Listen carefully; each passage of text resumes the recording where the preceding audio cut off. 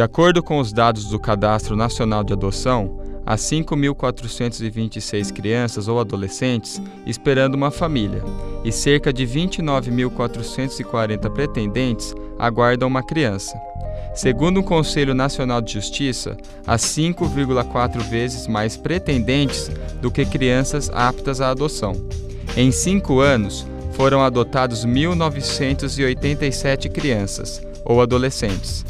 Só no estado de São Paulo, em 2012, foram 3.535 adoções processadas.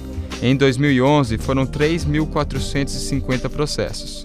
Embora esses números ainda demonstrem a dificuldade do sistema brasileiro em agilizar o processo de adoção, uma nova composição familiar ganha força nesse processo adotivo: a adoção por famílias homoparentais. Bom dia!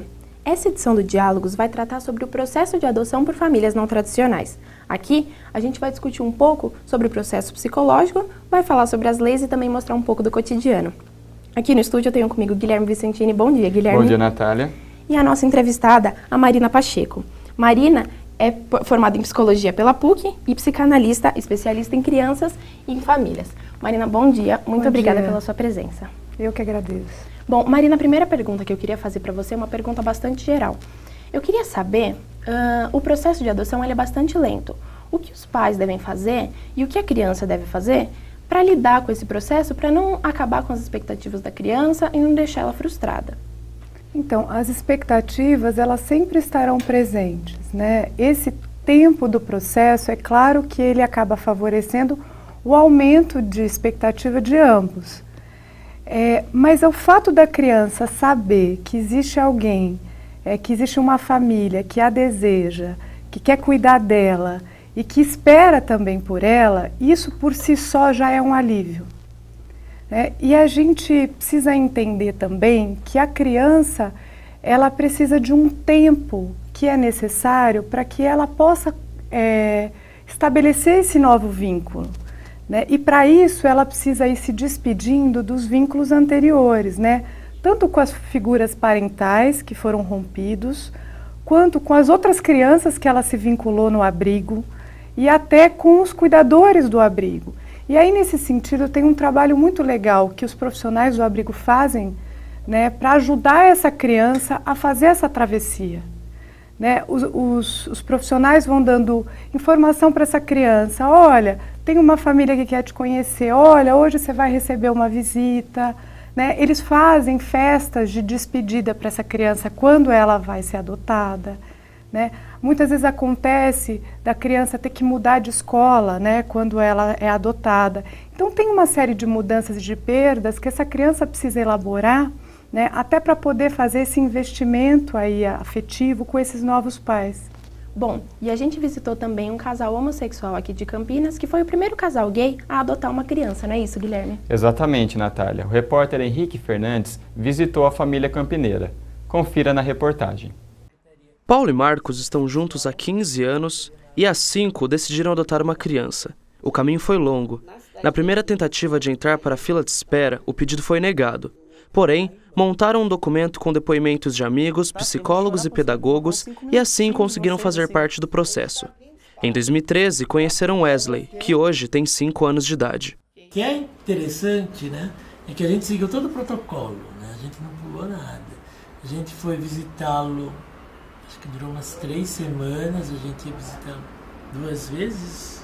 Duas vezes por semana a gente ia à tarde lá, brincava com ele. Depois a gente teve... Mas isso sempre no universo das outras crianças. A gente começou a sair com ele, a gente pegava ele à tarde, tipo 1 hora. Mas a primeira saída foi junto com o psicólogo, lá no Parque do Taquaral. Em setembro daquele ano, após mais passeios e fins de semana juntos, o casal conseguiu a guarda do menino. Os pais de Wesley acreditam que, através da vivência, ele vai saber lidar com os preconceitos que a sociedade pode ter por ele fazer parte de uma família diferente. 10 anos, o Fred e eu. E aqui? Paulo e Marcos. Ele tem convivido com a gente, com as nossas famílias, com os nossos amigos, E a gente tem amigos assim, tudo que é jeito, Tem amiga que é travesti, tem amiga que é que é lésbica, tem amiga que é gay, tem os nossos parentes, tem amigos que são casais heterossexuais. Então ele convive com a diversidade. Os dois contam que já conversaram com Wesley sobre ele fazer parte de uma família com 2 pais. E um dia eu cheguei na escola e a professora foi conversar comigo, né? Falei, preciso falar uma coisa pra você, né? Ela falou, uma vez por semana a gente tem uma conversa, né? Uma roda de conversas aqui com as crianças e tal, e hoje o tema foi sobre família, né? Ela falou, e o Wesley ele ainda é, mas ele era muito mais tímido, né? Muito mais fechado. Ela falou, olha, foi a primeira vez assim, que o Wesley falou na roda de conversa, e ele disse que na casa dele tem 2 pais e um cachorro. Eu quero, né? É um desejo meu, assim, de que ele seja uma pessoa tranquila, uma pessoa amiga, confiável, que os amigos dele confiem nele, sabe, que ele seja ético, né? E daí, é claro, né? A gente sabe que de repente pode acontecer. A gente está vendo aí o mundo que a gente vive, né? Essa sociedade é preconceituosa, é machista, é heterossexista e tudo mais. Mas eu acho que a gente está dando uma base legal para ele enfrentar isso e tirar de letra. Dá um beijo. Dá um beijo. Dá um beijo.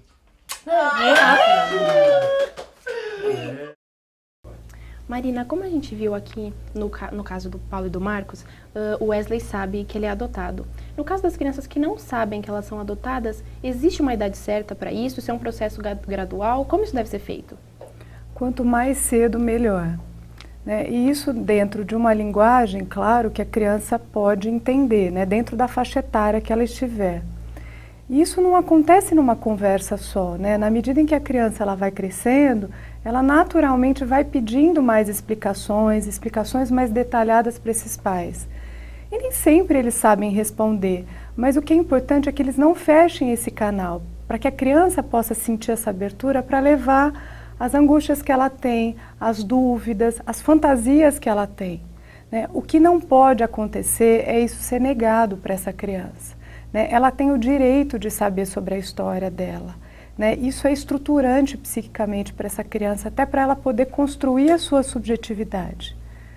Quando isso não acontece, é como um buraco, né? E num buraco a gente não consegue construir nada. Tá certo. Bom, agora na questão social, a gente sabe que ser adotado é por si já um diferencial, e ser adotado ainda por essas novas famílias que ainda estão sendo inseridas na sociedade, estão sendo aceitas ainda, né? É maior ainda. Queria saber, para a criança, no âmbito principalmente escolar, que é onde ela tem maior contato com o mundo, quais são os principais problemas que ela enfrenta e como os pais devem lidar com isso? Então, eu acho que o principal problema está muito em torno da questão do preconceito. E ela vai viver o preconceito, infelizmente vai, né? É uma criança que vai ser exigida nesse sentido, mas não mais do que outras crianças. Isso não é tão diferente, porque a gente sabe que no ambiente infantil, né, aquilo que é diferente, a cor da pele, o peso, a altura, em alguma medida vira alvo de piada. E aí eu acho que a forma como os pais lidam com essa situação e até com a condição deles, por exemplo, de não ser uma família convencional, né, vai ser determinante para essa criança também poder fazer o enfrentamento dessas questões. Tá, então dependem muito também da força dos pais em relação a isso. Tá, e agora uma questão que está bastante no imaginário das pessoas, do ponto de vista da criança. Como que é para ela ser adotada por uma família homossexual, assim, um casal homossexual? Isso interfere no desenvolvimento psicológico dela? Eu vou te falar a respeito dos estudos que a gente tem mais recentes. As famílias que são adotadas, as crianças que são adotadas por casais homoafetivos, elas não manifestam o desejo de terem um pai homem e uma mãe mulher. Porque o que a gente percebe é que as funções psíquicas que são necessárias para o desenvolvimento dessa criança, elas estão presentes nos casais homoafetivos. Né? E que funções são essas?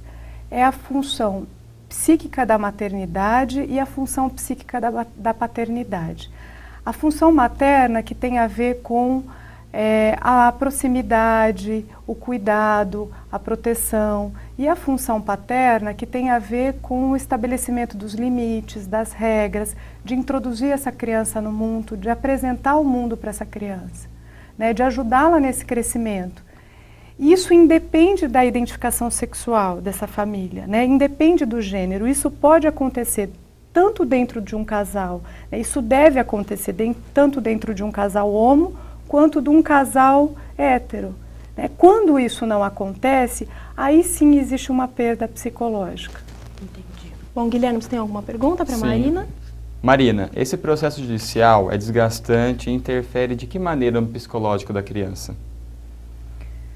Então, acho que os impactos negativos, eles ocorrem quando a criança ela não sabe o que está acontecendo, ela não tem informações do que está acontecendo com ela, né? Nem do porquê que ela está, por exemplo, no abrigo, do que aconteceu para ela estar ali, né? Ou do que vai acontecer com ela. E isso sim tem um efeito devastador para essa criança, isso é muito desorganizador para ela emocionalmente. Ou também o contrário, né? O contraponto, que é essa criança ter que viver uma situação aí de um rompimento com a instituição acolhedora, com o abrigo, de uma forma muito apressada, de algo muito abrupto, que não dá tempo para ela elaborar as perdas que ela tem. Então, tanto num sentido quanto no outro, isso tem um efeito negativo. Entendi, Marina. Para entender um pouquinho melhor sobre o processo de adoção, a repórter Vanessa Sartor conversou com a assistente social da Vara de Infância de Campinas, Márcia Silva. Confira na reportagem.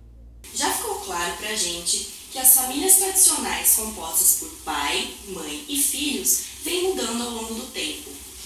Para nos explicar como a legislação brasileira vem acompanhando essas mudanças, estou aqui com a Márcia Silva, assistente social e coordenadora da equipe interprofissional da Vara da Infância. Márcia, como estão as leis atuais para essas famílias não tradicionais aqui no Brasil? A lei não faz distinção entre um casal tradicional, homem, mulher, ou qualquer outro tipo de família, homem, mulher, ou uma pessoa solteira. Não há qualquer distinção no momento de se inscrever para a adoção. Então, uma família, independente de sua composição, o que ela tem que fazer para adotar uma criança? Qualquer pessoa interessada deve procurar a Vara da Infância da sua cidade. Aqui em Campinas, a pessoa deve ligar para o setor de adoção e agendar sua participação numa reunião informativa. É o primeiro passo. Nessa reunião, vai ficar sabendo um pouco de como funciona a adoção e os documentos necessários. Então, esse é o começo da inscrição. Muita gente acredita que o processo para as famílias não tradicionais é mais longo do que para as famílias tradicionais. Isso é verdade? O que pode causar uma demora é o perfil da criança escolhida, né? Se é uma criança muito pequena, se é uma criança saudável, uma única criança branca. Então é o conjunto de características e do perfil da criança que diz o tempo, não é a composição da família. E existe licença maternidade, paternidade para os pais ou para o pai ou para a mãe que pretendem adotar? Sim, existe a licença maternidade. No caso de ser apenas um homem, existe também esta licença. No caso de ser um casal, a licença é para uma das pessoas, de forma geral, para a mulher. Agora, em relação aos documentos da criança, pais homossexuais, por exemplo, podem registrar os seus nomes no documento da criança? Sim, porque vai ficar filho de e de, independente de inclusive a ordem, né? Esse primeiro, aquele primeiro, é filho destas pessoas. E aí, então não há qualquer diferenciação nesse sentido no documento. Obrigada pelas informações, Márcia Silva. Bom, então, para quem pretende adotar e tem interesse, deve procurar a Vara da Infância mais próxima à sua casa. Marina, bom, então a gente viu que esse processo de adoção ele é bastante demorado, ele é bastante burocrático, né? Queria saber agora em relação aos pais, é necessário que o casal também tenha um acompanhamento psicológico durante esse processo por conta da estrutura familiar? Uhum. Então, essa pergunta é muito válida porque ela faz a gente pensar no quanto esses pais precisam estar cuidados emocionalmente, né? essa fase de espera é aquilo que a gente fala de o pré-natal da adoção. Então, esse é um momento onde são muitos os sentimentos que estão presentes, né? E esses pais vão precisar de um espaço para que eles possam aí metabolizar, elaborar, pensar sobre essas coisas todas, né? Para que eles possam fazer os questionamentos, levar as ansiedades que eles vivem, as dúvidas que eles têm, o planejamento em relação a essa criança e até a idealização que eles têm dessa criança. Existe uma criança que está dentro deles muito idealizada e que vai de encontro a tudo aquilo que eles desejam e muito diferente da criança real, né? E eles precisam desidealizar isso. E isso é um processo que vai acontecendo. Então, quanto esses pais é necessário que estejam acompanhados ou por um profissional ou por um grupo de apoio. Bom, então a gente sabe que o realmente importante é o bem-estar da criança e o esforço por parte dos pais para a criança crescer num ambiente também muito acolhedor e saudável. Bom, Marina, a gente acredita que esse assunto é muito importante porque ainda é muito pouco abordado e os seus esclarecimentos ajudaram muito. Muito obrigada. Obrigada a vocês também. Bom, essa edição do Diálogos fica por aqui. Obrigada pela sua companhia. Obrigado, Marina. Obrigado pela sua companhia e até a próxima.